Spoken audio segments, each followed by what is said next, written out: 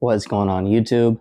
It's been a while since you guys have seen an update on this tank, so I just kind of wanted to get some close-ups, some good shots, and kind of just show you how things are going.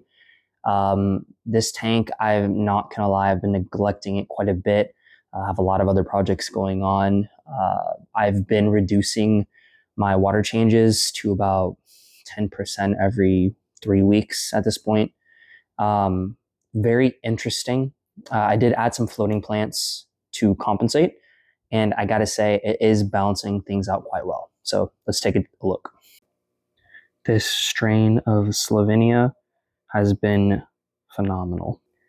I've removed about 50% of it just because it was shading out the rest of the aquascape. And with this pendant light fixture, obviously that is a little bit of a problem. But overall, I do think this is a positive because I have very little algae growing in this tank for the amount of effort that is going into it. If you guys did remember, I had Cladiphoria algae pretty much all throughout this needle leaf java fern, as well as a ton here on the Cryptocorani parva. Even areas of the driftwood or the spiderwood is not as infested as before. Now, this tank is not algae free. Here is a good shot of it. It is starting to grow back in some areas.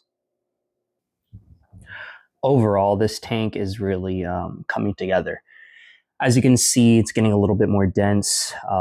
Definitely probably needs a baby trim with this AR, as it is starting to overcreep some of those crypts in the back, as well as those mini chain swords are really starting to shoot runners all over the tank.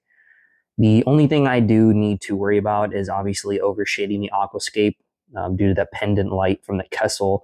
If I do let the floating plants kind of get more out of control, it will start to overshade.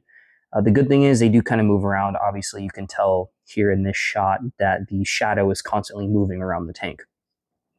Now, a couple weeks back, I did do some hydrogen peroxide treatments on the Cladiphoria.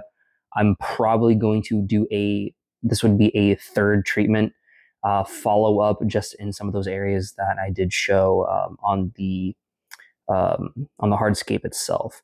As far as plants go, most of the plants are algae free, which is great. Usually if you have algae buildup on the leaves, it can start to interfere with some of the photosynthetic processes, and then obviously your algae will start to outcompete your plants, and then it's kind of a positive feedback loop from there. But thanks for tuning in, guys. I really want to keep giving these videos. This tank has come a long way, and it's just looking better and better as the weeks progress, and it's really exciting to see this low-tech tank really mature and get very dense as more time goes on. I am going to be doing some mix-ups with the livestock soon, as you guys seen last week's video, kind of give an update on the process with the new tank. So things are moving slowly. I want to do them right, and I'm really taking my time with the hardscape and the setup and just being a little bit more meticulous about certain things. And I want it to be like one of the best scapes I've put together so far. So a lot of time is going into that 90p build. But stay tuned, guys. I have some more projects down the pipeline, and hope everyone's doing well.